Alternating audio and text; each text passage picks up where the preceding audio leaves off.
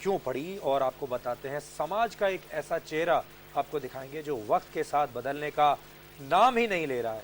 नारे लगते हैं कि समाज में बेटी और बेटे में कोई फर्क नहीं, लेकिन हकीकत वही है जो सदियों से चली आ रही है। आज भी पढ़े लिखे परिवारों में भी बेटियों की चाह में बेटों की चाह में बेटियों को दुनिया में आने से पहले ही रोक दिया जाता है, उन्हें मौत दे दी जाती है। और एक डॉक्टर परिवार भी इससे बच नहीं पाया। आपको बताते हैं एक दिल्ली में रहने वाले डॉक्टर परिवार यानी पढ़े लिखे परिवार की कहानी, जहां ऐसा कुछ हुआ। कहते हैं एक माँ के लिए उसकी औलाद से ज्यादा बड़ी दौलत इस दुनिया में कुछ नहीं होती, लेकिन ये एक ऐसी बदनसीब माँ है जो अगर अपनी औलाद को बचाती है तो पति से दूर हो रही है, और अगर पति के पास जाती है तो ममता उसे कोसती है। इसकी वजह है उसकी औलाद जो बेटा नहीं बल्कि बेटी है। पेशे से चाइल्ड स्पेशलिस्ट डॉक्टर मीतू की शादी करीब 4 साल पहले हुई। शादी के बाद मीतू जब प्रेग्नेंट हुई तो परिवार ने एक प्लानिंग की और जबरन उसके गर्भ में पल रहे बच्चे का सेक्स चेक कराया, जो सरासर गैर कानूनी है। मैं इस चीज़ के लिए पहले मानी नहीं कि रजामंदी से जाके करवा लूँ। तो फिर उन्होंने क्या किया कि उनको ये पता था कि मेरे को अंडे से एलर्जी है, तो उन्होंने मेरे को अंडे वाला केक दे दिया। जब एडमिट करवा दिया तो फिर वहाँ पे अल्ट्रासाउंड हुआ, और उस दिन के बाद से मेरे को ये टॉर्चर करना शुरू कर दिया कि एक बेटी को मरवाओ पेट में या फिर पूरा अबॉर्शन करवाओ। मीतू के ससुराल के प्रोफाइल पर अगर नजर डालें तो पति डॉक्टर, ससुर रिटायर्ड प्रोफेसर, सास स्कूल में वाइस प्रिंसिपल, ननद पीएचडी के बाद मैथमेटिक्स की लेक्चरर। शुरू से बेटे की ख्वाहिश रखने वाले इस परिवार को जैसे ही मीतू के गर्भ में पल रही जुड़वा बेटियों की खबर मिली, मानो उनके पैरों तले जमीन खिसक गई। लगातार मीतू पर अबॉर्शन का दबाव डाला जाने लगा। बात ना मानने पर उसे घर से भी निकाल दिया गया, लेकिन मीतू ने हिम्मत नहीं हारी और अपने मायके आकर दोनों बेटियों को इस दुनिया में लाई। मैं कोशिश कर रही थी कि मेरे बच्चों को वो लोग एक्सेप्ट कर लें, पर उन्होंने एक्सेप्ट कभी नहीं किया। उनका ये था कि अगर घर वापस आना है तो एक बेटी को लेके आओ, दूसरी बेटी को किसी को गोद के ले दे दो, कि हम 2 बेटियां नहीं पालेंगे। कि किसी पंडित ने बोला है कि मेरे हस्बैंड की हॉरोस्कोप में खाली एक बेटा लिखा हुआ है और ये 2 बेटियां हैं, तो ये उनकी है ही नहीं, डीएनए टेस्टिंग करवानी है। अब ये मासूम 3 साल की हो चुकी है, लेकिन पिता और दादा दादी के प्यार से बिल्कुल महरूम। मानो इनका लड़की होना इनके लिए अभिशाप बन चुका है। आलम यह है कि बेटे की चाहत में अंधा कमल मीतू से तलाक तक मांग चुका है। बेटियों को इंसाफ दिलाने की उम्मीद में मीतू 3 साल से अपनी ये जंग अकेले ही लड़ रही है, लेकिन कोई कामयाबी नहीं मिली। ये डॉक्टर मीतू खुराना जो कि चाइल्ड स्पेशलिस्ट हैं, डॉक्टर हैं, उनकी कहानी है। और डॉक्टर मीतू खुराना इस वक्त हमारे साथ हैं। मीतू जी, आपका स्वागत है। और आपकी हिम्मत की दाद देनी चाहिए, क्योंकि आपने खुलकर सामने आकर ऐसी सामाजिक बुराई का विरोध किया। लेकिन आपसे हम ये जानना चाहते हैं कि इसके बाद क्या हुआ और आपने कैसे कैसे इस लड़ाई को जारी रखा। मैंने अभी पीएनडीटी में केस फाइल किया हुआ है और दिल्ली कमीशन वुमेन में भी मेरा केस चल रहा है।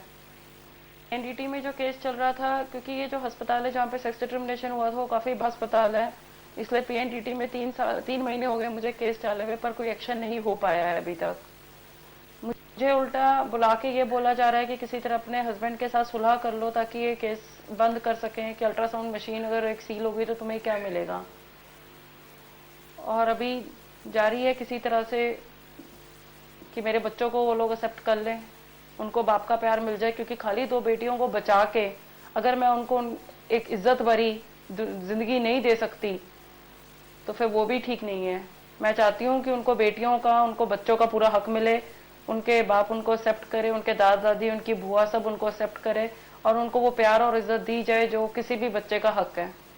जी, तो मीतू जी, करीब 4 साल आपकी शादी को हो गए, 3 साल की आपकी बच्चियां हैं, तो इसमें बस कुछ महीने ही आप ससुराल में बिता पाई, बाकी पूरा का पूरा आप मैके में रही। और इस दौरान खर्चा पानी सब कैसे चला? क्या कुछ सहयोग मिला आपके पति से या फिर ससुराल वालों से अब तक? नहीं, ज़्यादा सारा जो खर्चा है वो मेरे माता पिता ही उठा रहे हैं, मेरा और बच्चों का, दोनों का। जी मीतू जी, लेकिन हम यहाँ ये जानना चाहते हैं कि अगर कोई महिला ऐसी सामाजिक बुराई के खिलाफ आवाज़ उठाती है जैसा आपने किया, तो कानून से उसको कितनी मदद मिलती है, सरकार से उसको कितनी मदद मिलती है? जो सरकार ने बड़े बड़े नारे दिए हैं, उस नारे को अगर आप इम्प्लीमेंट करें तो कितनी मदद मिलती है समाज से, सोसाइटी से और सरकार से? वो हम चाहते हैं कि आप हमें बताएं। देखिए, सोसाइटी से तो मुझे काफ़ी मदद मिली है। मिसेस विजय लक्ष्मी नंदा है, कैंपेनर है, जो फीमेल फिटीसाइड के अगेंस्ट कैंपेन कर रही हैं। वो पिछले 3 साल लगातार मेरा साथ बनाए हुए हैं और मेरे को हर तरह से मेरी मदद कर रही हैं। एक डॉक्टर सोनल रंधावा है, मिसेस रीटा बनर्जी हैं, जो कलकत्ता में हैं, और इन्होंने भी काफ़ी मेरी मदद करी है। पर जहाँ तक सरकार की बात है, मेरे को 3 महीने हो गए। मैंने 3 महीने पहले से प्राइम मिनिस्टर को भी लिखा है, हेल्थ मिनिस्टर को भी लिखा है, और उनकी मदद लगातार मांग रही हूँ। पर अभी तक मेरे को कॉन्टैक्ट नहीं करा या किसी ने कोई मदद नहीं करी।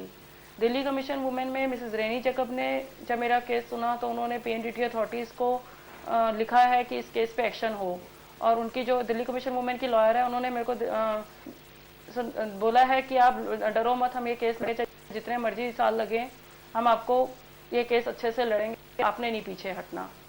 तो दिल्ली कमीशन वुमेन से मुझे सहायता मिली है, पर पीएनडीटी की तरफ से कोई ज़्यादा सहायता नहीं मिल पाई। PNDT department, health and family department, health and family minister, prime minister, इन सबको चिट्ठियाँ लिखी है कि मेरी ये लड़ाई चल रही है। जी मीतू जी, लेकिन यहाँ पर आप सीधे सीधे अदालत का दरवाजा खटखटा सकती हैं, क्योंकि एक कोई भी इंसान कह सकता है, क्योंकि आपके साथ 2 तरीके से गैर कानूनी काम किया जा रहा है। पहला ये कि अगर पति जानबूझकर अपनी पत्नी को अपने से दूर रखता है तो उसका कानूनी उसकी जिम्मेदारी होती है मेंटेनेंस का खर्चा अपने ऊपर लेना, वो आप कह रही हैं वो नहीं कर रहे हैं, पहली गैर कानूनी बात। दूसरी, एंटी एबॉर्शन लॉ है, उसके मुताबिक कोई भी आपको फोर्स नहीं कर सकता, पहला तो अल्ट्रासाउंड कराने के लिए, दूसरा उसके बाद एबॉर्शन कराने के लिए। ये दोनों चीजों की आपके पास पुख्ता सबूत है कि आपको इसी कारण से जोर दिया गया था और आपको घर से निकाला गया है। तो आप क्यों नहीं अदालत का दरवाजा खटखटाती हैं इन दोनों कारणों के चलते, जिसके चलते आपको आपका हक मिल सके? नीतू जी, मैं अभी तक 3 साल से कोशिश कर रही थी कि किसी तरह काउंसलिंग से और पैसे से ये प्रॉब्लम सॉल्व हो जाए। एक बार ये अदालत में जाके और कानूनी दावपेच से अगर ये हक मिलता है, पर फिर दिल में अगर वो प्यार नहीं आता है तो फिर उसका कोई उतना वो नहीं रह जाता, महत्व नहीं रह जाता। दूसरी बात ये है कि पीएनडीटी लॉज के अकॉर्डिंग मैं खुद जाके शिकायत नहीं कर सकती, मुझे अप्रोप्रिएट अथॉरिटी को चिट्ठी लिखनी पड़ती है, उनको 15 दिन का नोटिस देना पड़ता है, उनकी इन्वेस्टिगेशन होती है, और उनकी इन्वेस्टिगेशन के बाद ही ये केस अदालत में जा सकता है। पीएनडीटी को अथॉरिटीज को मैंने चिट्ठी लिखी हुई है और उनकी इन्वेस्टिगेशन अभी चल रही है।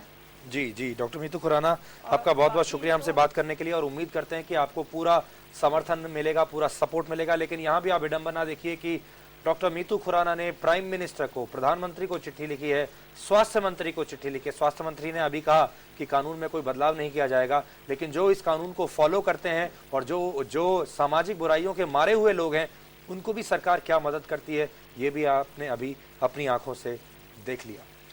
यहाँ पर हम एक छोटा सा ब्रेक ले रहे हैं, और ब्रेक के बाद हम आपको बताएंगे कि कैसे डाकुओं की सीरीज में आज आखिरी डाकू मारा गया और अब चंबल आखिरकार डाकुओं से खाली हो गया। इसके बारे में आपको बताएंगे एक छोटे से ब्रेक के बाद। लेकिन ब्रेक पर जाने से पहले इस वक्त की हेडलाइंस, और इस हेडलाइंस के जरिए देख लेते हैं इस वक्त की 5 बड़ी खबरें।